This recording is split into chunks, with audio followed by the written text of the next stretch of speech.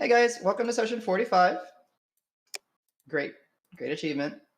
We're 5 away from half 100. It's pretty dope.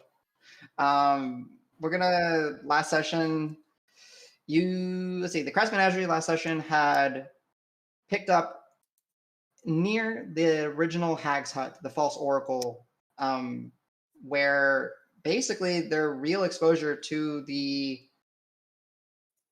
tangled web of mysteries and unknown phenomenon that seems to be associated with Deeproot and Green Hill in the local area started to, take root and shape, and maybe the first threads of understanding started to set in.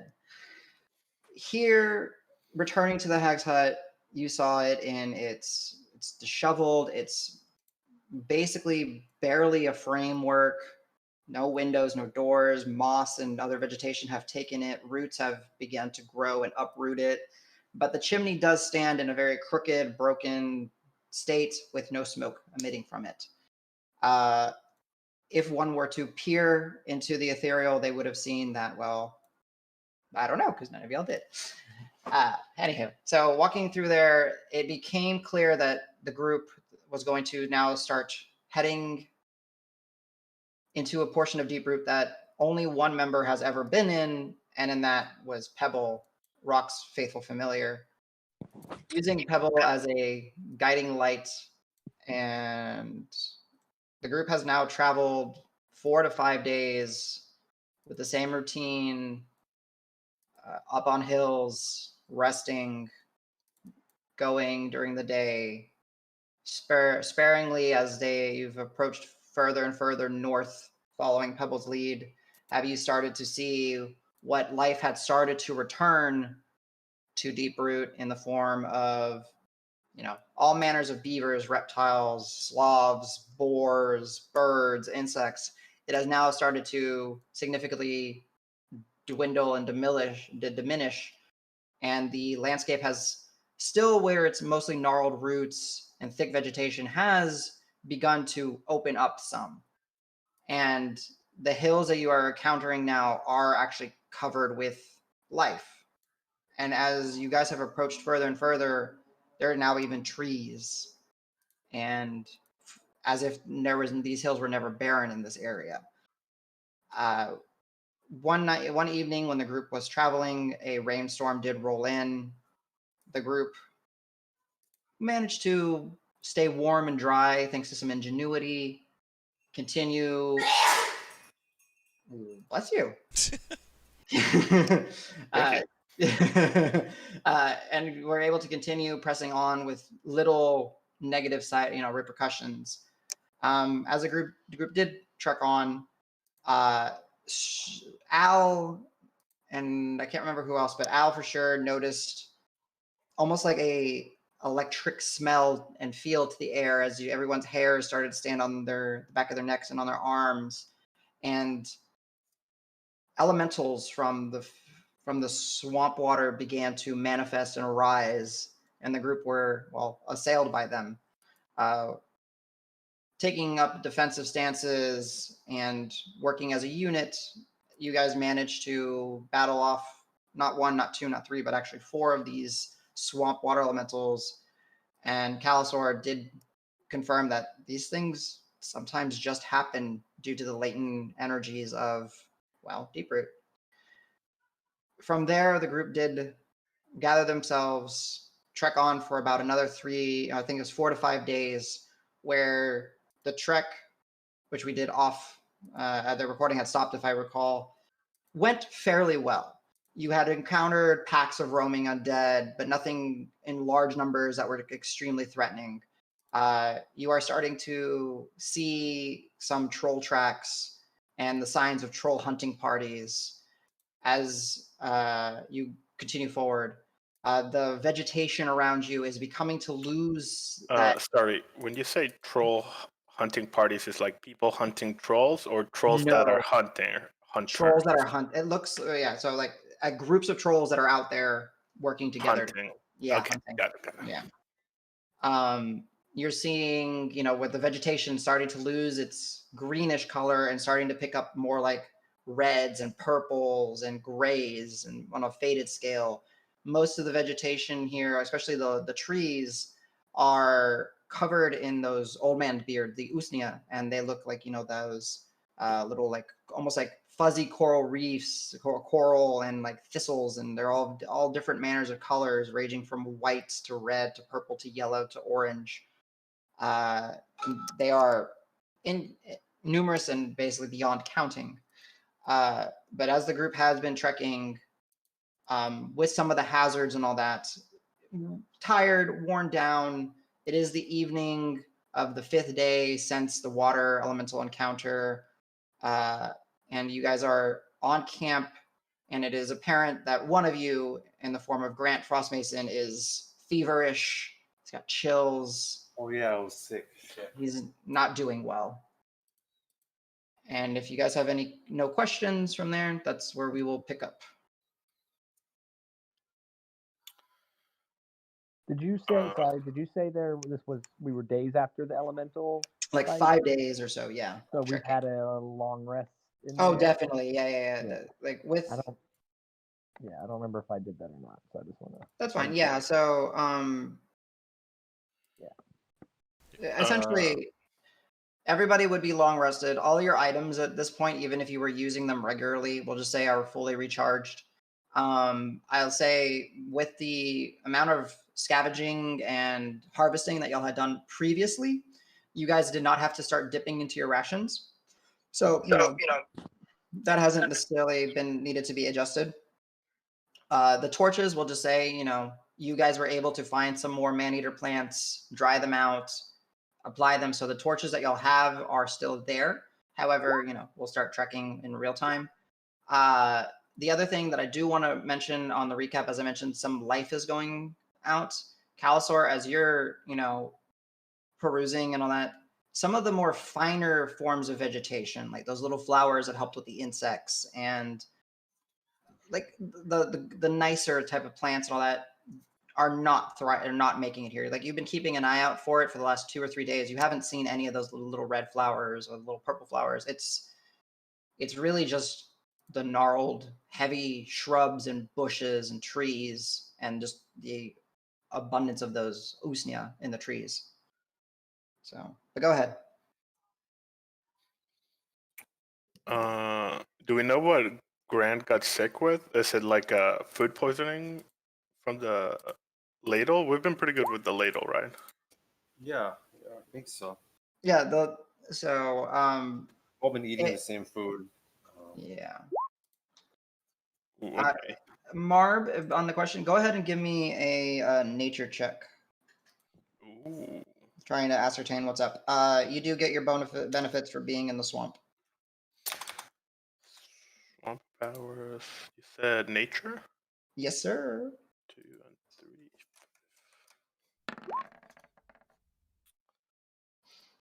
3. 15. 15, yeah. You don't know with what he's sick. Like, but you do know that most likely the cause is just the environment and the insects that have just been swarming and buzzing and biting. You've experienced it in your, past years of traveling through forests and other wilderness terrains where there's a lot of insects that are biting and stinging. People tend to get ill.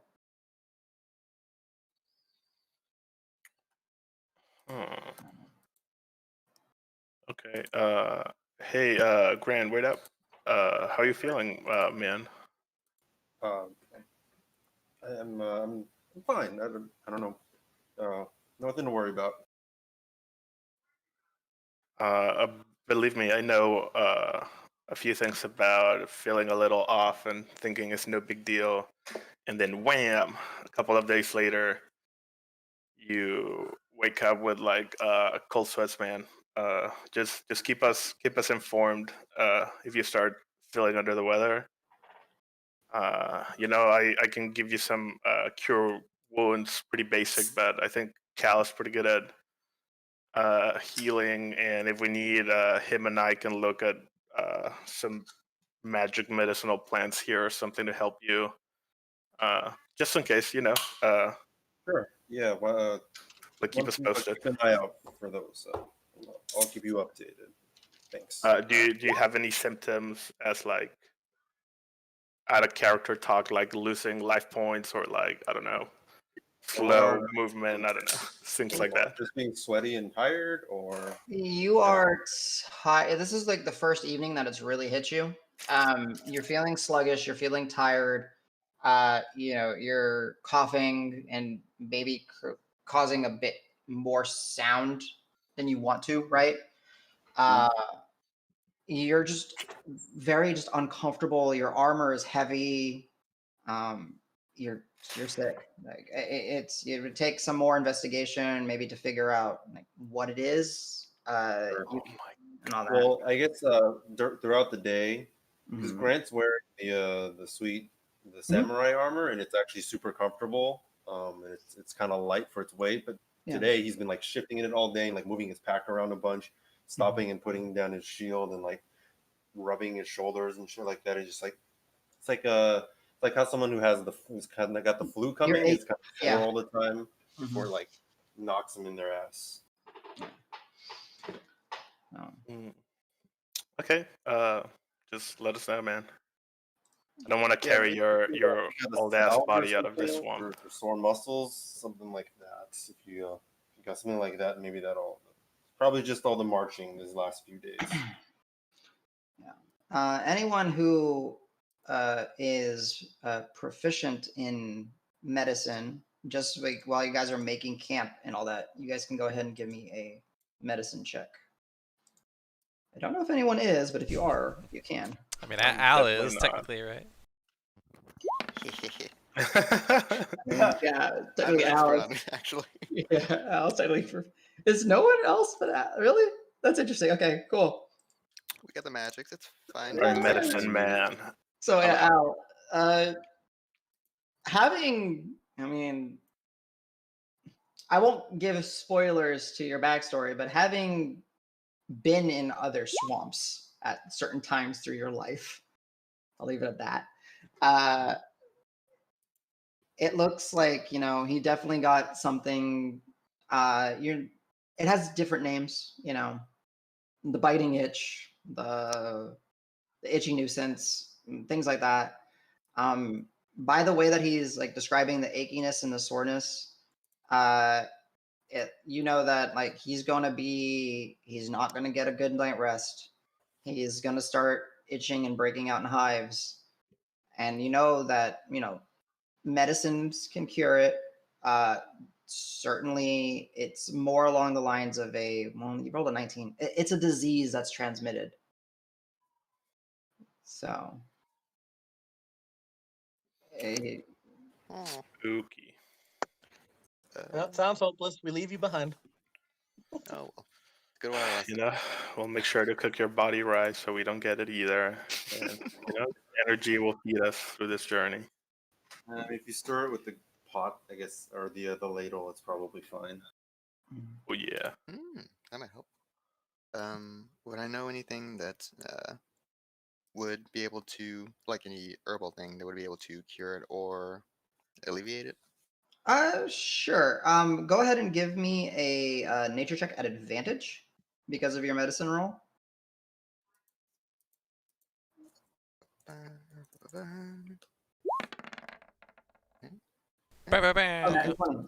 Okay. So you actually Professor Allegretto here. yeah. Dr. Allegretto. Right. Natural 22. Okay, yeah. You know of something not in this area from a different swamp. However, you do have a druid with you, and he does know druid craft. So this is where I will allow you to wing it and freeball it. You can describe some form of vegetation, some sort of fungus, some sort of something that is from that other location. And with that natural 20, you'll be able to do a good enough job that Cal will be able to essentially synthesize the remedy. How effective it'll be will be based off Cal's, ability to cast the spell and everything. But you definitely know the remedy. You know that it'll take with your initial medicine check and the nature check. You know that it won't necessarily be a hey, you're good in the morning kind of thing. It might be a day or two, but it will definitely. You don't want it to go worse because you've seen it where people itch so bad that they start raking at their skin and start bleeding, and it gets infected, and then it gets gangrened, and then they lose limbs, and then they die. Classic mosquitoes. See. Okay. Then yeah, I'm definitely gonna find Cal for that one. Go ahead. Hey, you have a minute? Yeah. What's up? So I'm sure you've noticed Grant. He's itching and shifting a lot more than I guess he doesn't usually do that. Yeah, he doesn't look so great. I think I've seen it before. This vigorous itching. I think it's the bugs. I know something in places I've visited in the past. I know some herbs that would help, but I don't see anything even vaguely like it in this swamp. Are you able to do anything with plants? Yeah, I can sometimes conjure certain plants and stuff like that if I know what it looks like, what it kind of smells like, just things about it that would give me a sense of what it is, or if I've seen it before, if you describe it to me.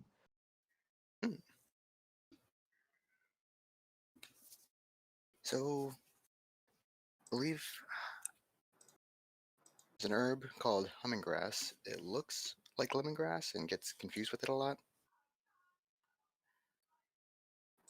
But, it doesn't grow in the swamp as often.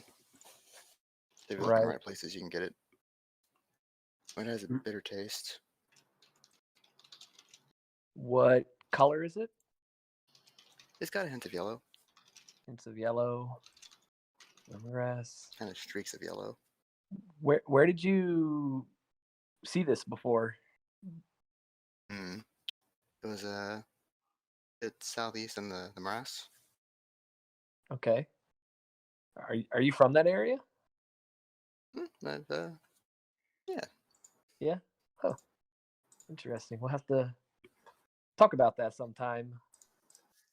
But yeah, I think I should be able to create this. And are we on a hill right now? I'd assume, Adam. Yeah, you guys have basically done your routine. You got a fire going. You got your bedrolls out.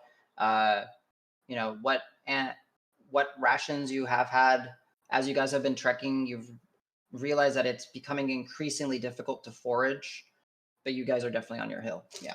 Okay. Yeah. Well, give me a little bit of time while we're picking up camp and stuff, and I'll see what I can do to try and make this, and hopefully it'll help him. And then I'll step away from everybody a little bit and just sit down in the grass and just kind of do for Druidcraft. Am I causing this plant to grow? It's how would you like to describe it? You've got the description now. I will ask you to go ahead and give me a spell crafting check. So it's basically your D20 plus your proficiency plus your wisdom modifier. So I think for you it's +8. Just to see how long it takes you to figure it out, because this is stretching the limitations of your cantrip, but it is still within the means of it. So go ahead and roll me that, and you can describe to me what you're doing, because you are on a hill, and these hills have started to get a little bit taller, a little bit wider, and these ones do just have vegetation on them. They're not barren at all. Some of them, like I said, have trees growing off of them with drooping moss and vines and all that. So did you say what kind of role did you say? Sorry. So it's a one that doesn't technically exist in 5th edition. Right. It's a spellcrafting check. So what it is for all you spellcrafters or spellcasters, it's whatever your spellcasting ability is. So for a druid, it's wisdom, and then it's plus your proficiency. So I think for you it's a +8 because +5 +3 yeah. Okay. So And I will say you can't guidance yourself on this because it's multiple attempts and figuring it out, and you're focusing on the druid craft itself. Okay. Not bad. I'm saying, oh, geez, 16. Yeah, that's fine. The first few you very familiar with lemongrass, and you just start kind of creating lemongrass. You know, you're biting, you're like, not bitter enough. They're like, and you just kind of go and you kind of hand it to Al a few times. But then it starts to kind of, you focus in on some other vegetation that you've seen in other parts of the swamps. And you're trying to think, you deep down and you kind of dig and you focus on the roots and them pulling in the nutrients and the minerals, and you're trying to find certain things. And as you do, you kind of stretch these grasses out and they start taking on those like streaky yellowish appearance. And then as the wind kind of just naturally blows, you realize why it's called humming grass, because how the blades are set up, they start to kind of vibrate, and it almost does this very subtle sound. And you're pretty confident you've gotten it. Cool. And I'll say that, like, I kind of just, while I'm doing this, like, I'll walk up to the side and kind of sit down and, like, kind of just, like, put my fingers into the ground as I'm, like, kind of go into a trance state as I'm trying to do this to make this stuff grow. Cool, I like it. And I think, like, I'll be close to other vegetation, and it will kind of, like, die a little bit as I'm trying to create this other stuff. Yeah, equivalent exchange, as it were. Mm-hmm. Yeah. Gotcha. Yeah. So yeah, the group, who is ever, you know, as it is a pretty, you guys have gotten pretty into like a routine. It's kind of become mechanical as you're setting up camp, so it doesn't take too long. And some of y'all are concerned about grants. Some of y'all are already like setting up your watches just to get ready. Food is being prepared, and you know, Al especially. And then at Grant, you would notice this just with your perception, and Marb with your perception, you would just see, you know, Cal is focusing and sitting there, and you actually do see some, not like an entire, how do you say, like not entire diameter around him or circumference around him of just dead plants, but you do see just some of them start to kind of lose whatever coloring they actually had a little bit more, and some of them do wilt and shrivel up. But you do see Calisor starts to actually like pull like long stalk-like vegetation out as he's focusing. So once I think I get it right, I'll take it over to Al and be like, Al, I think this should work.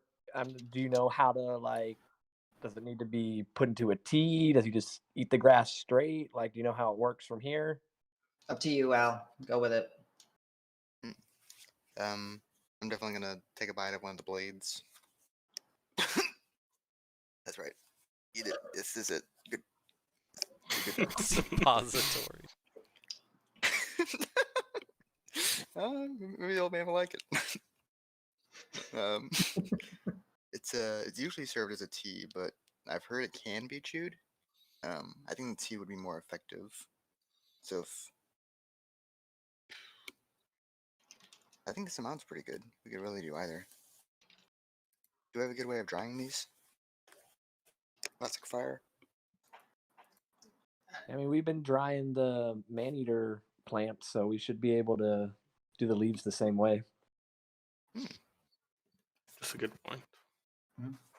I think it helps cut the bitterness a little bit too when it's in a tea. There's just so much of it when you put it in water. I mean, we are giving this to the man who makes those biscuits, so. Yeah, you're right.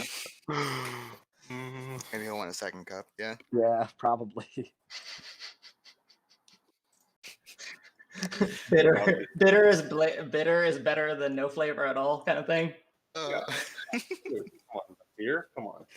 Well, I think I made enough. What if we try and like give him some straight, and then we can brew some tea for him maybe in the evening or something like that, if we think it'll be better that way? Or we could try and, how long do you think it'd take to brew the tea? I think the drying is the long part, so it might. Yeah. Maybe we dry it tonight and make him some tea in the morning. He can just chew on it today, off and on, maybe. I like that idea. Cool. All right, cool. Go ahead. If you guys want to interact with Grant, y'all can. Otherwise, we'll just assume but I mean, I like the role playing. Role playing is good. Hey, you wanna, Yeah, since it's you like shit. made it and everything, you wanna kind of meet a. Yeah, yeah. I'll go with you. Let's go. Hey, boys. Yeah, guys. Grant. Al had an idea for maybe helping you feel a little bit better, and I was able to make this grass stuff. It's better in a tea, but we think eating it just straight will probably help a little bit. Thank you. Was that what you were doing just now, Calisor? The ritual or the? Yeah. If I know enough about a plant, I can normally make it grow. We know how Grant feels about rituals. Oh, rituals.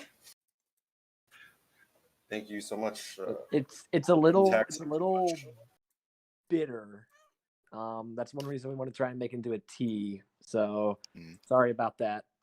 It's also pretty fibrous, so to eat it, you might have to take smaller bites. It can be a long process. But, just like Neither of eating you anything have to else. apologize for anything. Thank you very much for your help. Takes a small bite out of it. And Makes a little face, like a very, very tight bitter beer face. yeah, You just had a double It IPA, is. son. Minimum double IPA. Yeah, it's bitter. It's not very pleasant, but as you do chew it, you trust in your friends, and hopefully, it'll. Al, you certainly know that again, it's not going to be like he's going to be just fine in the morning. Mhm. He's not going to sleep well tonight. He's going to be feverish. This might help it a little bit. He's going to be achy. He's going to be sore. The next day is questionable, but hopefully, come 2 days out, 3 days out, he'll be back to normal, cranky old man Grant. Okay. Al, do you know if this stuff is preventative at all, or only helps with it once you have it? We always used it post Okay. contracting. I look over at Grant. I didn't say that. It's fine. So there you go. So yeah, I would also disclose to Grant pacing of everything.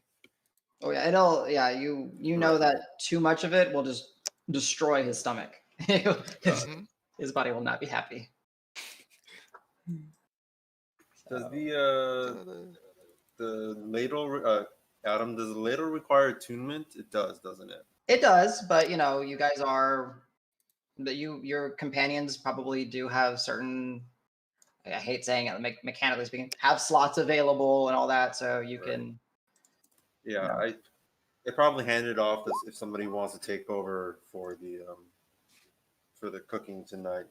Okay. Probably better that I don't handle the food anyways. Yeah, you need your rest for sure. I do want to interject real quick because it's something I remember now what I wanted to say, and I'm sorry for doing it now. On the materia source document, I sat down and cranked out a lot of stuff, just updates, and I created a table of contents, text content, Jesus, and posting the refresher link in here for you guys. So you should be able to, it's not a massive overhaul, but you should be able to kind of easily more navigate, kind of click and fly. Unfortunately, I have not figured out how to do a back to the top yet. Hopefully I will. And then Danny was awesome enough to go all the way through from cantrips to level 4 and get them into D&D Beyond for you guys. So per usual, when you're looking at your spells, preparing them, learning them, always search materia first. Materia trumps original. And there are some nice little tweaks to some spells. So one key one, for example, and I'm not suggesting a spell, but we did change how some spells work dramatically. dramatically. Yeah, I was like, so like one of them was like Prayer of Healing. Prayer of Healing still takes 10 minutes to cast, so it's not like something you do in combat. It takes a while. But the old way was you rolled 2d8, I think, and then every up to 6 creatures got healed for 2d8. In this one, we made it more reliable, where we reduced the healing output or throughput somewhat, but you generate a pool of healing. So you roll 10d6, you grab all those dice. Let's say you roll 30. You can be like, all right, Marb, you get 5. Cal, you get 7. Davis, you get 20. Wait, that's too many. Davis, you get, so you can use up the pool rather than just heal. Yeah, it's a smart heal essentially, because you're taking 10 minutes to cast it and everything. So just look through them. As always, when errata occurs, if you are a known caster and something jumps out to you and you want to swap one of your spells, just let me know. 99% of the time, I will say okay, because it wasn't available to you previously, and I want you guys to have fun. So sorry on that tangent to break up the role play, but it was just that was the thing that I was trying to remember and it came to me. So yeah, we're going to go back to Night Watch, and if anybody wants to attune to the ladle, it's up to Grant. Like if you want to actually remove it on your character sheet and let someone else do it, or we'll just assume that for the time being. No, I can take it off the sheet. Okay. That's not all right. So yeah, if anybody wants to, if you have an attunement slot, you are welcome to search in the inventory searcher, find just gut pot or ladle. It should show up. Go ahead and equip it. Go ahead and attune to it. And now you will be the group's cook for the time being. Remove it from my sheet. It's gone. Okay, cool. So, Al, you are the jack of all trades. After all. Music man, cook. I mean, you seem to know about all the herbs. The real avatar of Simon. We know. It's okay. Also, you have literally all the attunement slots. Oh, wow, he does. Huh. Oh, when you put it that way. I will warn you, though, I have more theory than practice with cooking, but I'll give it a shot. All right. So go ahead, Al, search it, add it, attune to it, and then we'll continue with the night shift. So as the night does progress, the unsettling sounds of the roaming undead start to really pick up, which is something you guys have noticed over the past day or two. You hear the moans and the sucking sounds as they, have struggled to breathe, even though they don't necessarily need to. You see critters in the night come up and climb trees for shelter, and what few animals you were able to see. I was going to pose a question to Go for it. Rock. Go for it. How much farther do we have to go? Does Pebble know? Do you have any idea? As Rock pops back into Roll 20. Yeah, sorry. Yeah, kind of hard to communicate that with Pebble. I know we're going in the right direction, but we don't really have we don't have any way to communicate distances Can't be or numbers. just, hop up and down on my shoulder twice to refer to as many days as travel as it is, or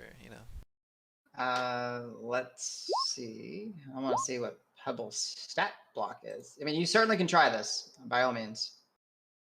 Yeah, I was thinking of something like that, but we haven't trained anything like that. But I could, sure. Hey, Pebble, how far to the tower? How many more days travel? Tweet once per day. She'll look at you. I'm just gonna tweet at Pebble tweet. Mm-hmm. Do that. She'll look at you. You can tell that that spirit inside of her is trying to comprehend what you're saying. And as you tweet, she goes tweet. And then she kind of looks around, tweet. And she kind of flies up, flutters around, comes back, lands, and she kind of nuzzles up with you. Go ahead and give me the two of you. You guys can give me perception checks as she's kind of Okay. fluttering around. Ooh, 22 for me. Not good. Sorry, 10. Rock. Okay. 10 and 22. Rock, you're just focusing so much on trying to communicate with her. And Davis, you notice that there seems to be, well, when Pebble was flying, there seems to be like a little trail kind of following her behind, almost as if like she's smoking or like kind of like. Exhaust. She has an exhaust pipe. Well, you know what? Like, it's extremely subtle, but it's almost like Just fairy dust. she's, yeah, like she's maybe. You've heard of tales and like fairy tales. It's like she's maybe fading away, or she's getting pushed to her limits, or something. You don't know. It doesn't. It concerns you. Like I would have noticed this before or just now. It's extremely subtle. Like it's something that you really hadn't noticed until you were like focusing and watching her, and then as Rock was going like, hey, tweet tweet, and she's Yeah. kind of flying, and it's just like very like you said, exhaust, like it's very small thing, like stream of exhaust, just kind of wherever she's kind of been flying.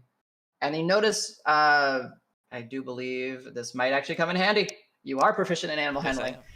Yeah, you do notice that now that you see that she does seem a little less pebbly, like, a little less spunky, Yeah. a little bit more tired, a little bit more like Hey, a little more Rock. damage. Is Pebble okay? She doesn't seem, I don't know, something seems off.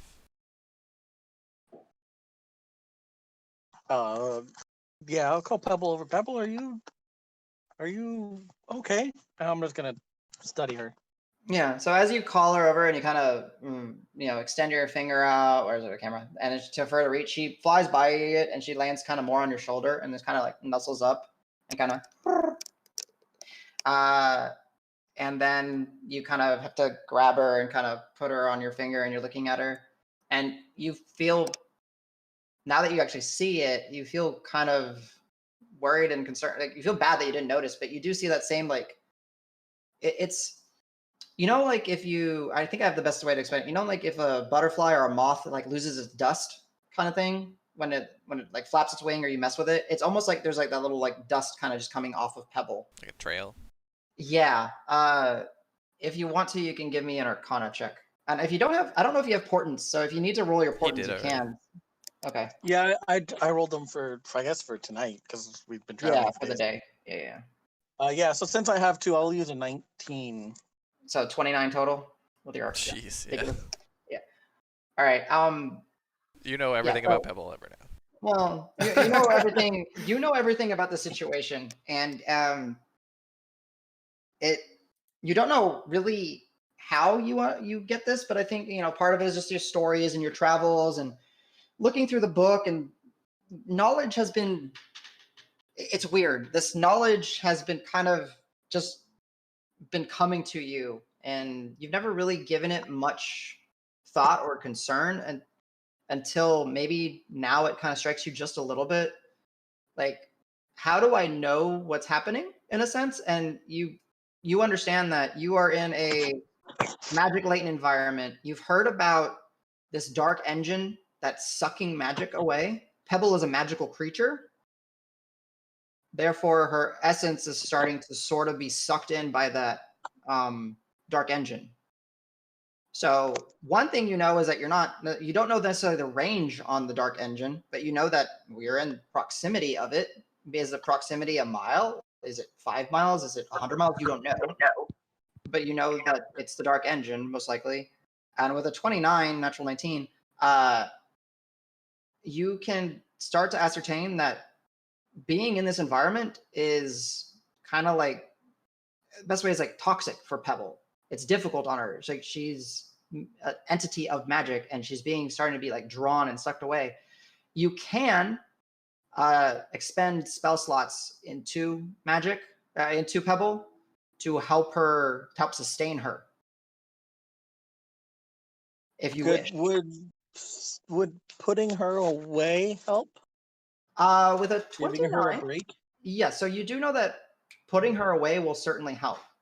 However, you with that just that 29, you don't know how easy it might be to summon her back later, depending on how. As you're having this moment and you're concerned about Pebble, and then you kind of start thinking about other things. You kind of have that thought inside of a thought inside of a thought inside of a thought, and your brain starts to expand. You guys never considered how magic might work around in an area where there is a literal device that is said to just suck in magic? Well, now I will. Are you saying that if I try and cast Lesser Restoration on myself, something wonky is going to happen? You don't know, but no, I'm not necessarily saying that. I'm saying magic that is not instantaneous in a sense. I know familiars are technically slightly different because the summoning is instantaneous, but they are entities made of magic. So things like that have an instantaneous casting, probably it's such a brief little burst of magic. And this is only rock. This is only for rock's knowledge, and you guys can hear it. I let you discern, Right. role play it out. But things that come into existence like that, most likely no issue. It's too quick of a phenomenon. However, things that you might need to concentrate on or have a duration or are constructed of magic, it's starting to be kind of questioning. Reaching into another realm, Yeah. kind of questioning.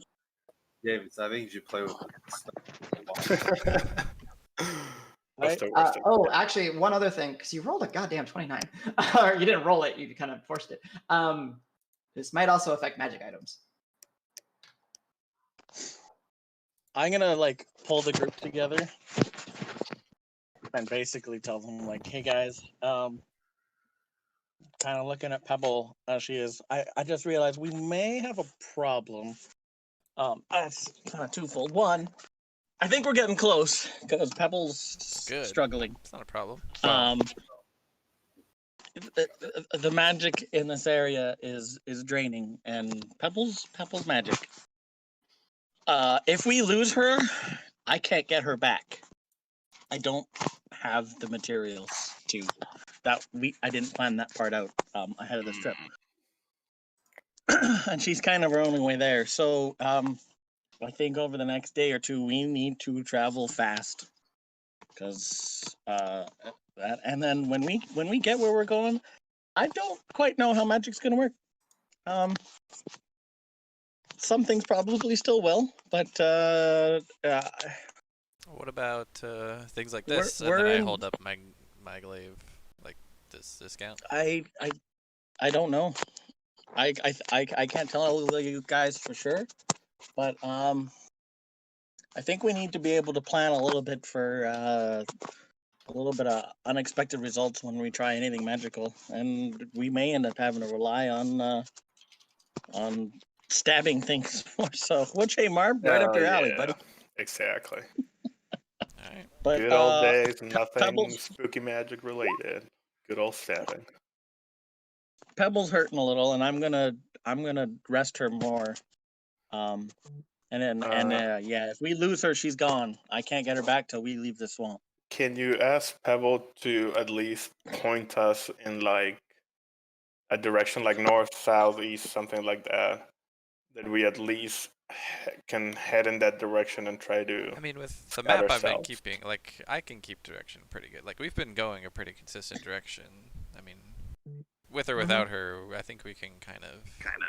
I guess the course. do we know have we been traveling in the same exact direction since we left Witch's Hut? Because in my imagination, Pebble's been kind of guiding us, wibbly wobbly through the swamp.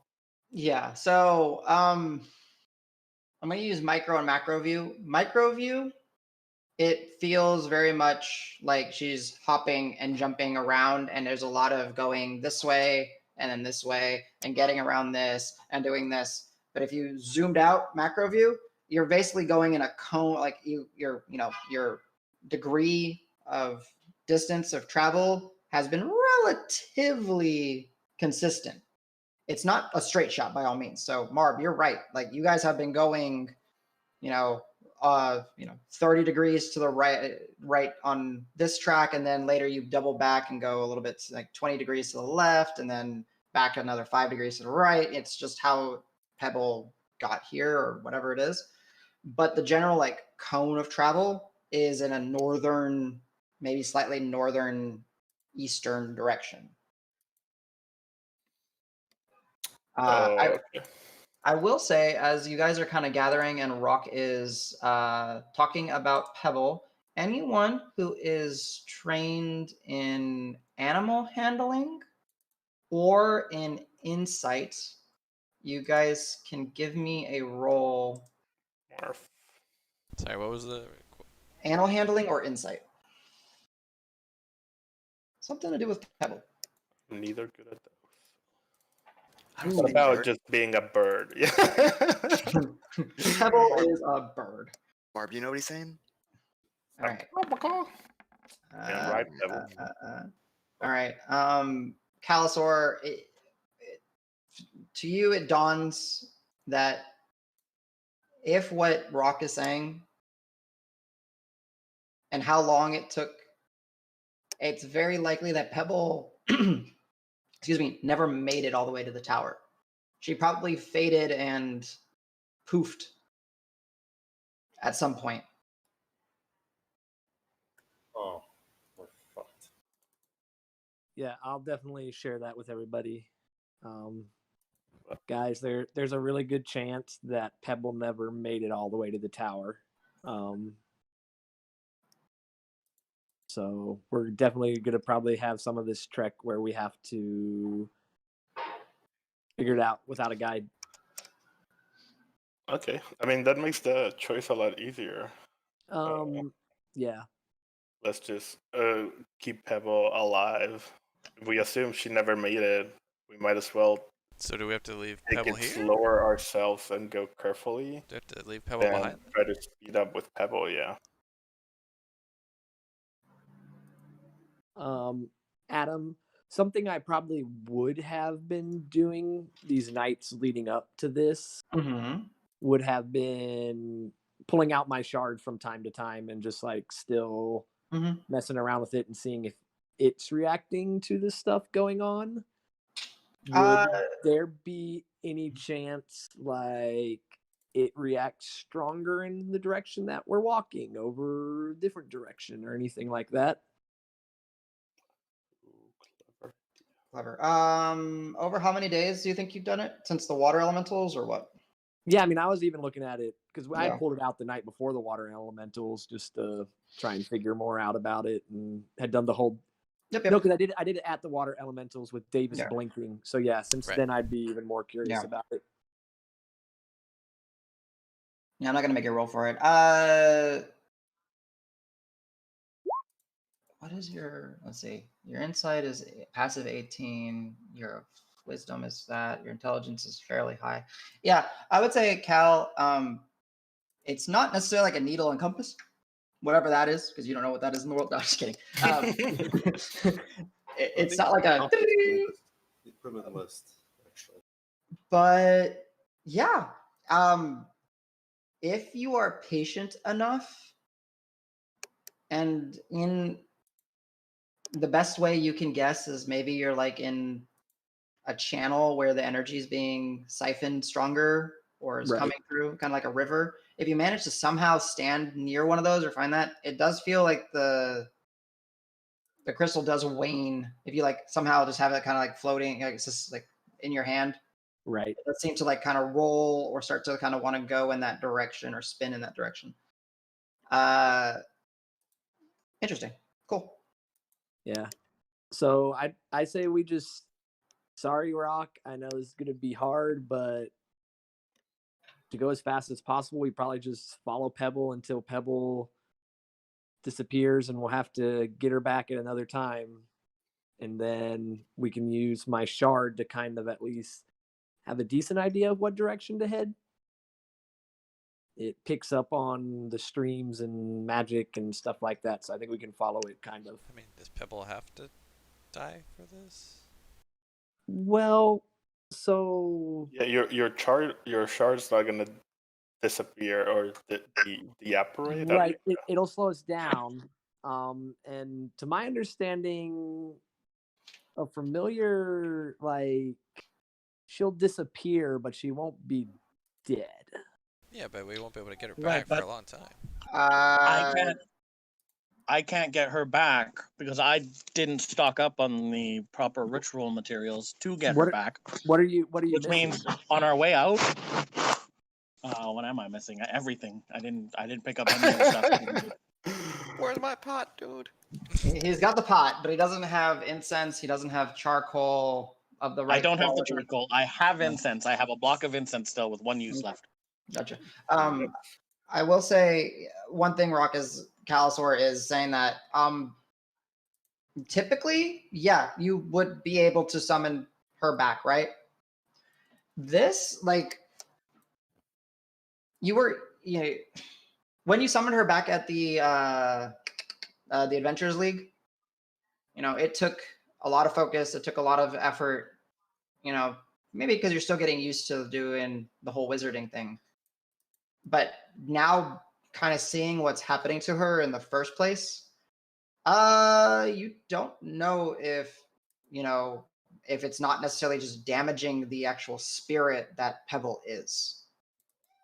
Like, it is that type of, whereas like with a 29, right? Like, you're not going into this completely blind. Like, it could be that it's not just sucking the magic away from her, it's sucking her spirit as well. Again, theory. You have no means of really proving this, and I don't think you would want to. And you do know, I think you were starting to mention it, you can snap Pebble back and forth in your pocket dimension. You just don't know how hard it will be to necessarily bring her back at certain times. Like, she can go home and sleep if need be. Quote unquote sleep. You know what? I'm gonna just say it, guys. Pebble means a lot to me. She's struggling. I'm gonna send her away. If I can get her back and she can lead us on a good night's rest, awesome. If I can't get her back, I'd rather her get to stay home than lose her again. We might need her to get out of here. So I'm just letting you guys know now. Like, I'm gonna snap her away, which I don't think any of you've seen me do before. But she's gonna go get some rest. And I think the closer we get, the harder it's going to be to get her back. And if I can't sometime, well, that's Calusor. It's on you. Hey, I get your back. I agree. Let's give Pebble a rest. Pebble is your familiar, so whatever choice you make, back it up 100%, man. And I stare at Calusor, or say something. Yeah, Pebble, I think, still on my finger, so I'll give her a little kiss and cheek and be like, Pebble, thank you. We'll see you tomorrow. And I just snap my fingers and poof. It's like a little fey dust goes. Yeah, I was gonna ask, like, is there any special effect that you want, or is it just a simple little? She turns into a skeleton and dissolves. Fades and kind of swirls into a little bit of like a fog slowly, and then just dissipates. Yeah. So as you see, as he says to Pebble, "I'll see you," from her feet, they start to kind of turn to fog, and it kind of travels up, encompass her, and then for a moment there is the almost like the shape and the silhouette of Pebble in the form of a fog, and then it just after a moment, kind of like dry ice fog. And see ya, Pebble. Thank you for I salute Pebble. So, Davis,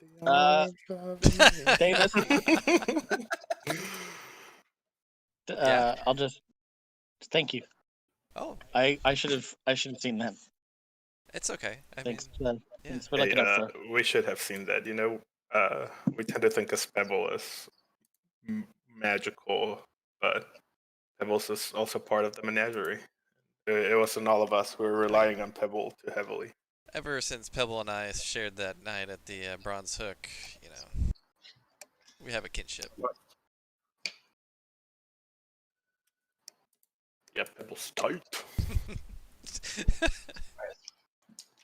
Yeah. All right. I guess question to you guys is, Al, are you trying to cook tonight? I will give it a shot. Have we been cooking before the watches? Yeah, it's up to you No, I guys think how we you. do it in the we morning do it in because the Grant's morning. usually the last watch. Okay, for Okay, breakfast. then I'll take his post. I'll be last watch and I'll make Yeah, breakfast. Grant, you maybe can skip a watch tonight. Thank you. Appreciate it. I'll do a solo one. Okay. Ooh, I actually want a double one, so we can alternate too. Oh, okay. But Hmm. I don't know. And Don't you need some I'll- sleep? Yeah, Marv, keep in Yeah, mind. but I can do like we usually do 3, so I can sleep one of them and watch 2 of them. Does that make any sense? Yeah, it makes sense if you want to. Yeah, I will say because of just how you're more than welcome to do that. Because of how arduous the traveling has been and all that, you will need to do a very low, like constitution check just to see in the morning how well you're doing. Like if you manage to shrug it off, or if you're going to be a little sluggish. But that's up to you. Excuse me, that's up to you. That's fine. I don't think one night would be too terrible. I'd rather us be alive the next morning than wake up being eaten up by a elemental. I get you. I'd also like to sync with Cal to make sure. I guess we can dry the humming grass overnight, and then in the morning, when I'm making breakfast, I can make the tea with it. Okay. So, what do you guys think will be the watch? Al will definitely be last. He's breakfast boy. Here, I'll sleep on the first one, so I'll do second and third. Okay. I know this isn't going to help with traveling out much, but just being worried about Pebble and all the travels, thinking about like, oh, maybe she never got there, maybe we're not going to get there. Mhm. Rock does not have a good sleep tonight, No, that's 100% fine. so yeah, I'll just be up for a couple of watches too because I just won't be able to sleep. Okay. So I'll say Rock, you're up on first. You'll pass out on the second, and then you'll wake up on the third. Grant sleeping the entire time. Calisor and Davis. I'll take second watch, I guess. Okay. I'll take- Calisor first. Yeah, I can do first. Okay. All right. I'm just typing it out so I don't lose it. Okay. So yeah, as you guys get your basic meal in. Everybody, please go ahead and mark off a ration. And Are we still not using the ones out of the bag? I could. I That's figured what we I were was doing gonna that every say. I night. can generate. oh, okay, that's right. I forgot about that. Okay, cool. Yeah. So you can get up to 5 rations out of the bag if that's all you're using it for. I figured we'd use it for a campfire almost every time. Are we a medium-sized creature? Yes. Yes. So yeah, you will be able to supplement your rations with the bag. Let me know how many you are pulling out, and then it's not enough for the whole group, especially since this evening Al is not cooking, so you're not able to expand it, right? And Grant is right. not creating biscuits. So even if you, I mean, I'll use my I own guess method. I could. But I'll recharge in the morning, so I might as well just use all the charges, and we can save a couple for breakfast as well. and you, by all means, you don't have to use all the charges, all at once. You can use 2 in the morning. You can use them different hours and stuff. So just let me know so we can make sure we mark off rations correctly. How many tonight you're using? I used one of my own. Okay. We'll just use not- 5, so there's 5 for. Okay, everybody else got it. Yeah. All right, so Rock marked his own. Everybody else is getting free ration tonight. As nighttime, is amongst y'all, it takes for Grant.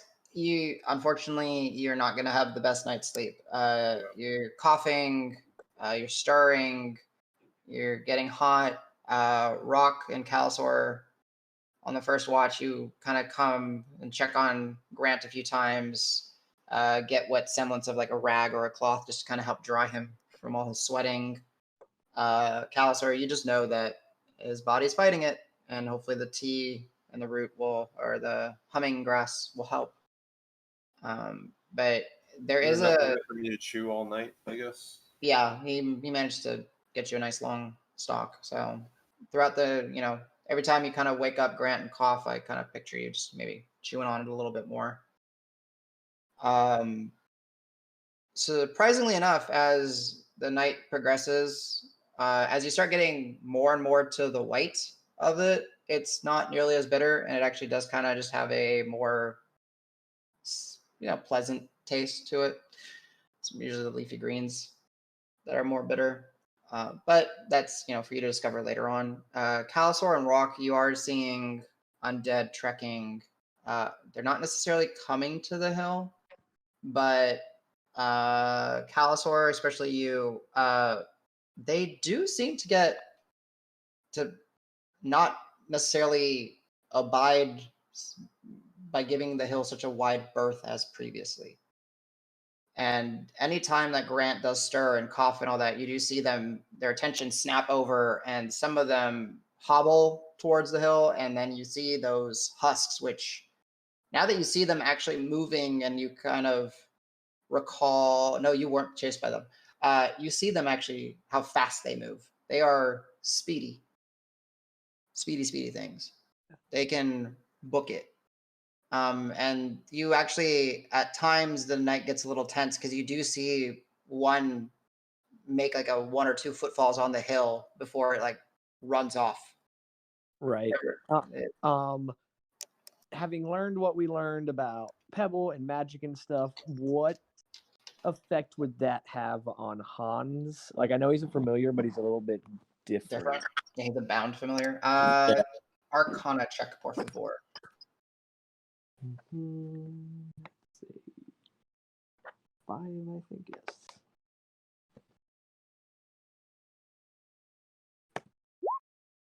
$12. Okay. You're not completely sure. You're not seeing him like fading or anything like that.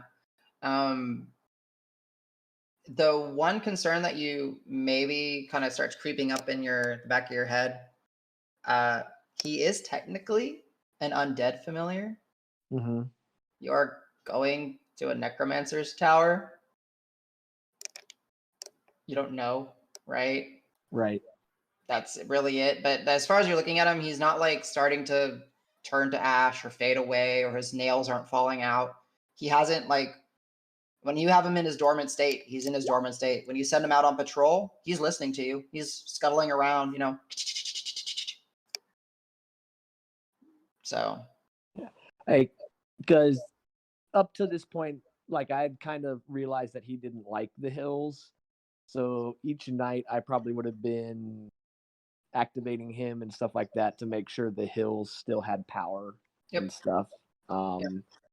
So I'll go ahead and do the same tonight. I'm not super worried about it, but like seeing the undead getting closer, I just want to see how he reacts, if he reacts any different to the hill or not.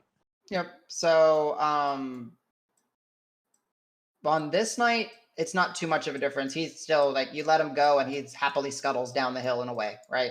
Okay. He's like, yeah. And then again, interestingly enough, as he's in there, as you're seeing, zombies and husks and ghouls and stuff walk around, they pay him no mind at all. They don't even notice him. He's just another one of them, just scuttling around.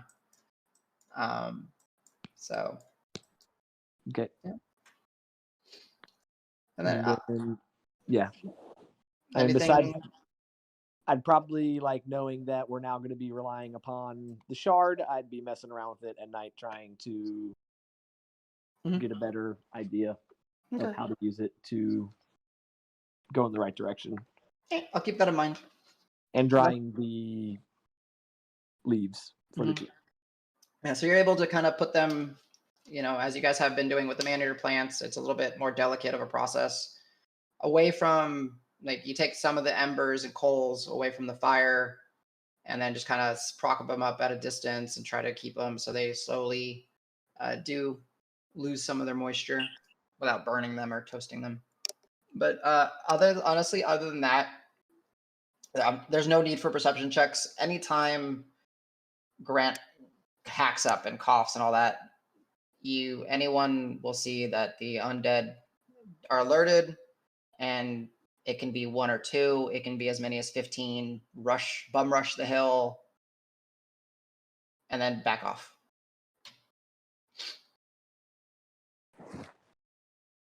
And same distance each time. Nothing like they're not like getting closer and closer each time or anything like that. As you're focusing on it, really, it's a few steps. Maybe at one point, maybe you saw one make about 4. It's like step and leaped. And then as it leaped, it landed and just kind of had no strength to pull itself up and just kind of slid down. But yeah, other than that, you guys are kind of fortunate. The hills here are starting to get larger. Like they're probably minimum 40 feet in, you know, they're getting large, and they're not necessarily shallow hills. They're kind of mounds. Hey, Jonesy. Oh, it is food o'clock. All right.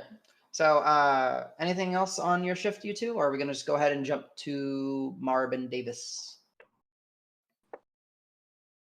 I'm probably good. CJ, you rock anything? No, I'm quiet and Yeah, reserved. Rock, it's up to you. I will allow you to roleplay the bad rest as you wish. You can impose whatever penalty you see fit. Is it you don't change out your spells tonight?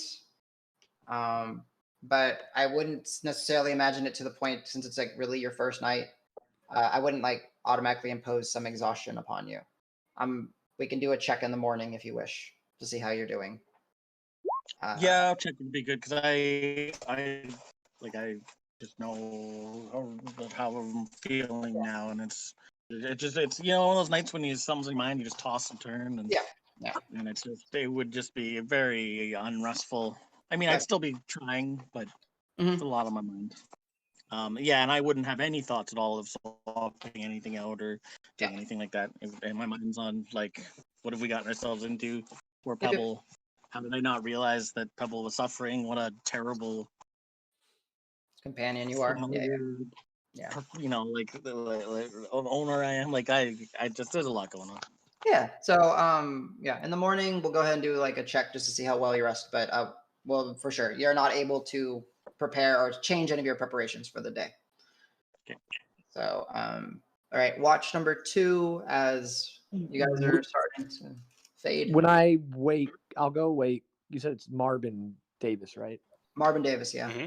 When I go to wake Marb, I would just let him know that whenever Grant coughs, the zombies are try and get up the hill. They seem a little less affected by the magic. I'm curious if as we Pebble's magic was kind of getting siphoned, if the closer we get to the tower, the less strong the magic in these hills will be. Oh, okay. I'll keep an eye on them. Yeah, so I think we're fine tonight, but just something to be aware of as we get closer and closer. These hills might stop being as safe. Mm-hmm. Okay, thank you. Yeah. Keep an eye out. Oh, and Hans is out there. So if you see something skirting around, that's what it is. Spooky Hans, my man. Real quick, guys, we'll continue. I'm just taking my headset off because it's 3 o'clock for the cats. But Davis and Marb, if you have anything as far as roleplay goes. No, I'm gonna probably patrol the hill and keep an eye out. Like every time Grant coughs, try to analyze the patterns of the husk and see if we can determine if we're gonna get overrun tonight. But seems like we'll be good. Yeah, and the only thing that maybe Marb might see is you might see me kind of practicing like a pump up speech for the group for whenever like we're doing respite type stuff. Just being like, honestly trying to convince myself that like what we're doing is, you know, possible, and that we can totally succeed, and trying all these, you know, positive things, positive vibes to send so that people can, you know, soldier on. But then Trying otherwise, to yeah, pull an just Al. I see. sorry. Like pull an Al speech. Yeah. So Okay. other than that, yeah, Copyright. patrolling here and there as well. And I don't know if Marb tells me that Hans is out there, but I might see the little scurrying thing. Yeah, I'll alert you. Well, I'll tell you last time when you pointed it out to me, like that skirt was Okay. Hans. And then But he's when out my there. patrol would bring me close to you, I'll say like, "Oh, like that sounded like good speech." Oh, Like, thanks. Yeah, it's like I noticed the effort. thanks. Yeah. And if I don't know, what is your passive insight? Let's see. Your passive insight is 15. Yes. okay. I will see how much I can fool Wait, you. no, That passive insight 13. Sorry. yeah, you can totally tell that it's like I don't necessarily 100% believe all the stuff that I'm saying. It's kind of just to get everybody pumped up. But anyway, yeah. Yeah. Like, oh yeah, no, okay, yeah. I mean, that's we gotta fight, gotta get this done, keep everybody safe, get rid of this nastiness. So It's the burdens of a leader. yep. Like we can tell like our kind of like family like party dynamic, and you know Grant's like our grumpy grandpa, but he's like the rock of the group, like always keeping us straight. Al and me were like the crazy cousins. You know, we just want to see the world on fire. But you like people always like come back to you. You're always showing up for people and pulling them out of like the more sticky situations. So believe me, anyone that hears that, um, the boost will be effective coming from you. Like I pat you on the shoulder and like keep walking around. So out of character, that's awesome and like almost makes me cry. In character, you know, Marb, it's like I don't. You always surprise me. Like that's really touching. Thank you. Like I just, you know, not to no offense or anything, but I honestly wouldn't have expected something like that coming from you. So I get that you're a man that's got some complexities to him. I can. When you said the first night that I was on edge, because of like the spooky swamp, like that's the stuff I'm talking about. It's like we're all nervous in here, but uh, you can tell some of us it's easier to kind of get caught up in that nervousness. We don't know what's going to happen if we're going to come back alive. But it's things like that, and Grant being sick, Pebble now out of order, or not out of order, but you know needing to take a rest. Those are the like small losses that we can't take right now.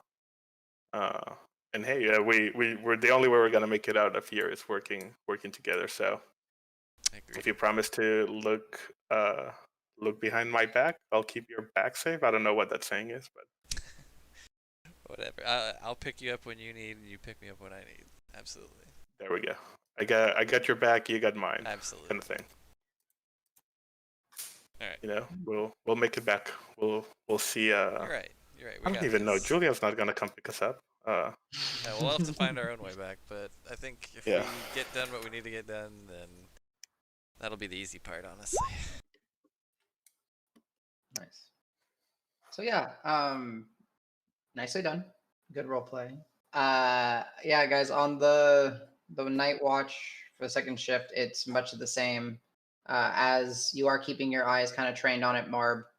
It's a bit spooky, because then it's not necessarily as lit up. You know, the night sky is not all clouds, and the moons are not necessarily shining as bright as there's clouds and on the way, and the fire only extends so far. So there is that field of vision that just becomes like darkness to you. And lo and behold, every time Grant coughs or hacks something up, you see, a number, average like 3 or 4 of these really fast moving, frail. They look frail and lean, but they look vicious, and they just are running, and they get a couple steps up on the hill. Sometimes they dig a claw in trying to pull themselves up, and then they just kind of seem to like seize up, lock up, and then just kind of slide back down.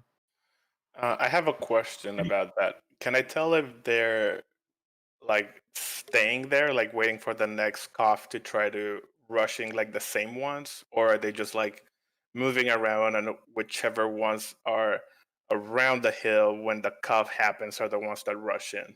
Gotcha.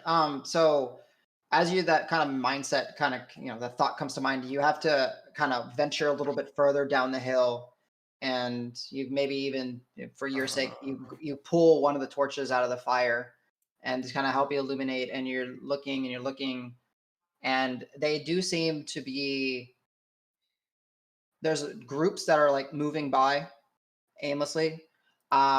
You do spot like 1 or 2 that seem to be just kind of fixated. They notice you, and they just kind of like cock their head a little bit and start like leaning forward. And then as you get kind of distracted by those 2, and you look at them, and they take like 1 step forward, Grant coughs, and then out of nowhere on the right hand side, 2 of them just kind of lunge forward and out of your field of sight, and just kind of step out, like this jump moment. And those 2 that were just there kind of keep moving by. It's very difficult to ascertain. Oh. Okay, can I grab like a rock and like try to throw it at a direction like away from the husk? Are they reacting to the sound maybe? Like I want to test that theory, just picking up a rock, throw it, Yep. and see. So you get a rock, you kind of toss it, and you kind of like put your torch up a little higher, just kind of help you extend your line of sight, throw it, and you see that like as it goes, you see that some of them in that area, a few of them kind of, but they're not necessarily like those fast moving ones. They're just kind of the slower lumbering ones. Kind of walk over there. So not all of them are the fast moving ones. Yeah, so as you're like now paying attention and heating mind, and you've been in this environment so you got Deep Root 10 days ago. You've been beyond the Hag's Hut for 5 days roughly. You've started to pick up subtle like differences. Like some of them just look like they're shambling corpses that are being barely held together. All matter of, rot and decay and limbs missing and broken bones, and those just seem to lumber around. You see some that actually, out of curiosity, go ahead and give me a religion check. It is an information gathering based on what you've been tracking and what you've been doing, so I will allow your familiarity with Deep Root and all that to kick in. Yeah. Let's see. Oh, 19. Nice. 19. Okay, yeah, 14 total. No, 19 total. Yeah, you're starting to see. You've made it, and you can correct me if I'm wrong, but I kind of picture Rock. You've made it a point to avoid rumors of undead. You don't want that spooky stuff. You don't want to think about that stuff. And your previous stuff, you're a Kenku who hunts people and game for the most part. Mm-hmm. But inevitably, in your travels and that you've met with monster slayers and grave fighters and things like that, and clerics. Oh yeah, I'm a lover of a good adventure story. Yeah, exactly.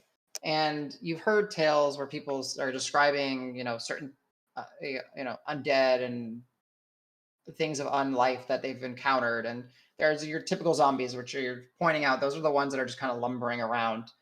And their biggest threat is just their sheer numbers. They're not very fast. They're unrelenting. They don't stop, essentially. And then you've encountered the husks before, which are those ones that their hands seem to like warp into like long claws, and they become very like almost as if like any ounce of fat on them gets like used up and burned up. They basically look like they're just constantly in a state of anorexia. They're very very gaunt, very thin, very that, but they are zippy fast. and they seem to be a little bit more in tune with their environment. And then you see other ones that you've heard tales of, and the best way, they look like they're actually in much less of a state of decay. They have some semblance of musculature and coordination, and there's even like a stench kind of associated with them. And they kind of walk around more like on all fours. And with that 19, you know that these are usually referred to as ghouls or ghouls of some sort. And then you also seen like not only the humanoids on the undead side, but you've seen undead boars, undead wolves, undead, reptiles, dinosaurs. Like it seems to not really matter. If you were alive at one point, there seems to be a resurrected or an undead version of it wandering around. Surprisingly, no undead sloths. I was just gonna ask. You beat me to it. Oh my god, me too. That means sloths are immune to death. They're magical. All right, Calisor, we know the answer. Cal, you need to talk to them. We need to go to their dimension and talk to their sloth god. Can you transform into a sloth? I mean, he's technically seen one, so yes, he can. And no, I do not have a sloth token for you. Damn it. I can do that in our break. Stats and it's like 30 strength suddenly and like 200 HP. -1 dex. I don't even know what stat block you use for a sloth. The last experiment that I want to run is, or not, I guess experiment. I grab another rock and I want to fling it at one of them, like the normal. Actually, I'll fling it at one of the ghouls. Sure. And see if they are aggressive, I guess. Like, yeah. Like how, I mean, I'm still behind like the alleged magic barrier. I just wanted to see how. So, when you do, and you kind of spot one, and there's not. Wait, let me preface that. I take out an arrow and like knock it, and like ready if shit goes down, and like lean down really slowly and throw the pebble, and like immediately drop the bow just in case. Yeah, I understand. So, as you're looking and you're trying to see, you do the amount of regular zombies outweighs the number of husks, outweighs the number of ghouls, right? Like ghouls are not like everywhere, but you do manage, and as the coughing happens and that, you do start to see one, and it's you see it for what it is, and there's really no tears in its flesh or anything. Its claws and its toes have basically become like talons. Its nails have become claws. It's got this gray complexion. It seems to be hairless. Interestingly enough, it has some semblance of like wrappings around it, some semblance of like worn down clothing. Its eyes are just like devoid of emotion. They're whited and like clouded over, but they definitely can see. And there's times where you're looking and you look at one and it catches your sight and it just stares you down. And it. Ooh, nice.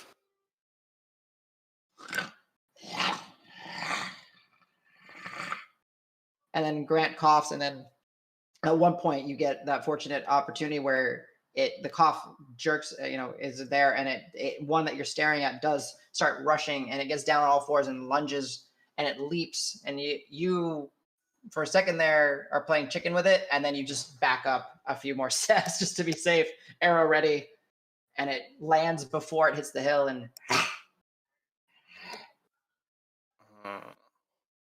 okay, that's good to know. You ascertain that it's got a little bit more brain left in its skull. Exactly. Sweet, I wave him goodbye and start going back up. Yeah. Ghoul friend, thank you for the information. All right. And then, oh really? Blink and there's a sloth homebrew. Nice. A blink sloth. There's a blink sloth homebrew. Oh wow. Oh, that's amazing. Okay. There's also normal sloth homebrews, some of which are fine. I gotcha. That's interesting. But yeah, I was gonna say it's like a challenge 0 or a challenge quarter creature. We just quickly find one and template it. But yes, other than that, Davis, unfortunately, looking up the night sky, it's not nearly, it's cloudy. It's not It's not the comforting open skies that you like to see. But hey, anything else for you? Nope. Are you good? All right. So yeah, the shift goes. Grant coughs a few times. Davis, you hear Marb toying with undead, trying to study them or whatever he's doing. And then it's time for you guys to go wake up Al. And then I got him. Sweet. I'll stay up here, and I guess like refuel the fire, like put some more logs in it. Mm-hmm. And Actually, before I go, never mind. okay. Rock, as Davis goes to swap out with Al, you've been having a hard time sleeping and resting. You're more than welcome if you wish to go ahead and join on the third watch. Yeah, I'll just kind of shuffle up to wherever Al's sitting, and I'll sit beside him and wrap my cloak around myself. And not really saying anything, just just sit next to him. Right. Anything from you, Mr. Al? At some point, I'd try to break the silence with Rock. How you holding up there?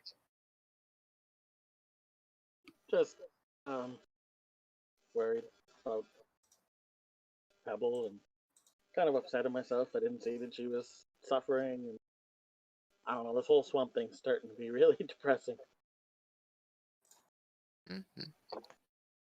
We're making really good progress, though. I think we'll be done with this soon enough.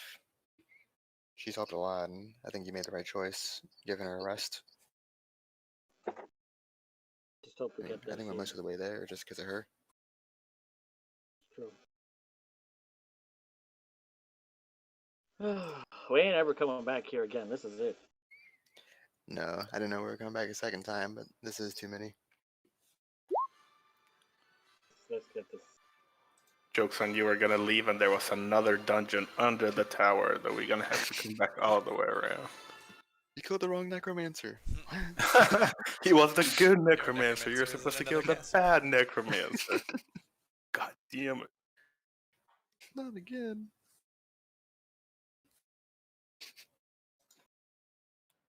Happens every time. So as you're having this discussion with Rock, Al, you hear Marp toying with undead, just trying to figure things out. Are you going to attempt to cook this morning, get breakfast going for the group? Right. And usually do cook before dawn, right? Check out that.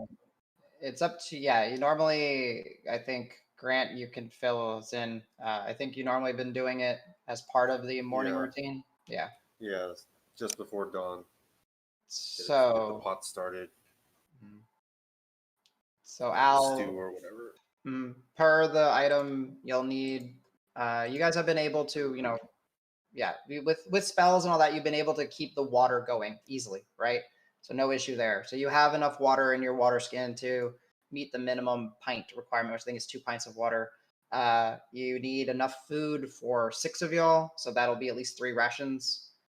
And you're able to mark it off and start cooking and going. I can give you some Yeah, I ration. said the same before I went.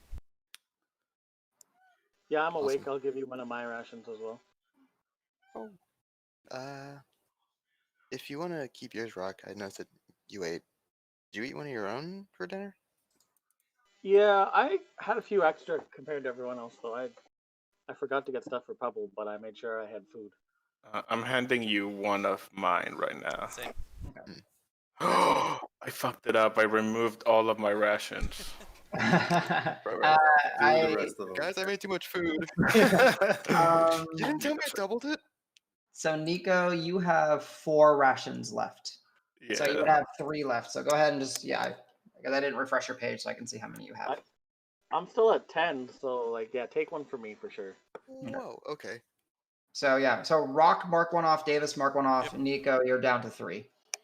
You got it. All right. So we had the got fish, and I think I was at 20 or 15 mash starts. Okay. Oof, I panicked. Yeah, you're good. That's why I don't refresh your sheets in case something else happens and I can go back and look at them. So yeah, Al, if you wish, you can go ahead and make the food. You are going to expend the charge on the item, I assume? Mm-hmm. All right. So go ahead and mark off the charge, and then we'll find out what you make once people eat it and after an hour. Delicious.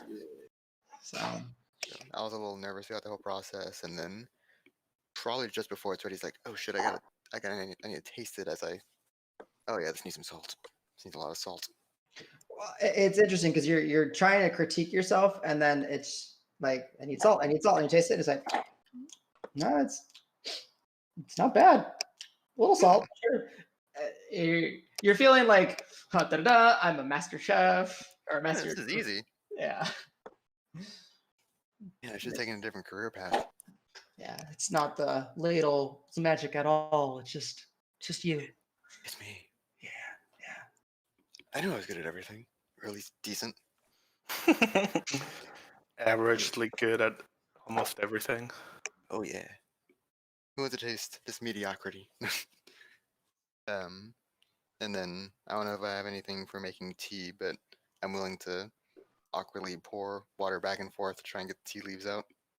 Oh, that's yeah. So you guys, like, as part of your traveling kit, probably have, some either clay pot, like clay bowls, clay pots, metal little cups and all that.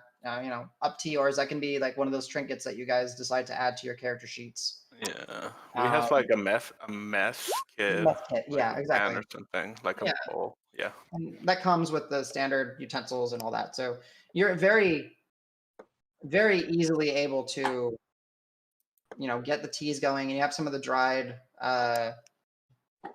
leaves put in there, and you're able to get a tea going. And it will just say, if no one's doing anything else, morning will come. The delicious smell of food is there.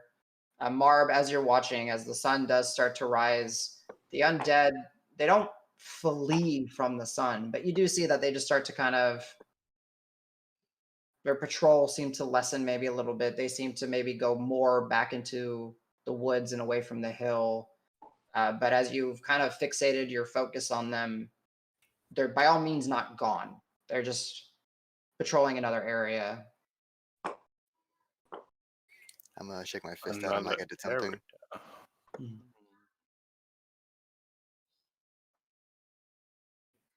So everybody's awake. Grant, it was a rough night. With you, unfortunately, just based on it, you do suffer 1 point of exhaustion. You're not able to get a night's rest. And throughout the course of this day, because of the humming grass, you're not poisoned, and your movement speed is not reduced, but you are just considered exhausted for the sake of this. And it's the type of exhaustion that a respite will not cure. It sits in your system, right? It's not like you're constantly fighting it. You need For Rock, go ahead and give me a it's for you, it's very low. I mean, it's the first night where you really had a rough night. So go ahead and give me a DC 10 Constitution saving throw. So just don't roll a 3, basically. Rolled a 5. Then you're fine. Yeah, Nice. you don't suffer exhaustion. You are definitely still, you can role play as how being tired you wish, but you do not mechanically have a point of exhaustion. And then, yeah, that's the morning. Calisor, go ahead and, so edit your thing to now level 12 does not affect you, or DC 12s. There we go. So, rolls as well. And portent rolls. Oh yeah, portent rolls. Okay, there we go. 14, 17. Yeah. So if everyone is joining and eating Grant, because of the type of armor you have, you are able to put it on and walk with your armor without slowing down the group. Okay. If you were in like plate armor, hell no, you would definitely be slowing down the group. But we'll say, with the morning routine, guys stretching, eating, Al, go ahead and roll me that D6, as I believe everybody ate. And we'll see what magic manifests in y'all's bellies. 5, that's a good one. I know that. Okay. It's not a 1, so therefore it's good. Iron Guts. Oh, nice. Oh, that's the temp HP, right? Yeah, so everyone, it's not temp HP. It's actually, max track it how you wish. Wrong. Everybody roll 2 of your hit die. So for cleric, D8. For wizard, rock, technically, since you have 1 level of cleric, you can roll a D8 and then a D6. But go ahead and roll those. You do not get your did you roll a 10 and a 9? Yes, I did. Wow, yeah. You don't get your constitution modifier on top of this, but you do get to that. And then that is how much for the day or for the 12 hours, your max and current HP has been increased. It's not permanent. Hey, let's go. They have a max HP modifier I'm like- on D&D Beyond, which is good. Yeah, you might be able to do that.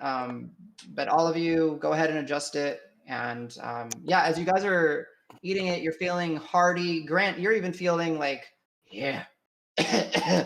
Yeah. I want like you want to push yourself harder. Damn, this tea is kind of amazing.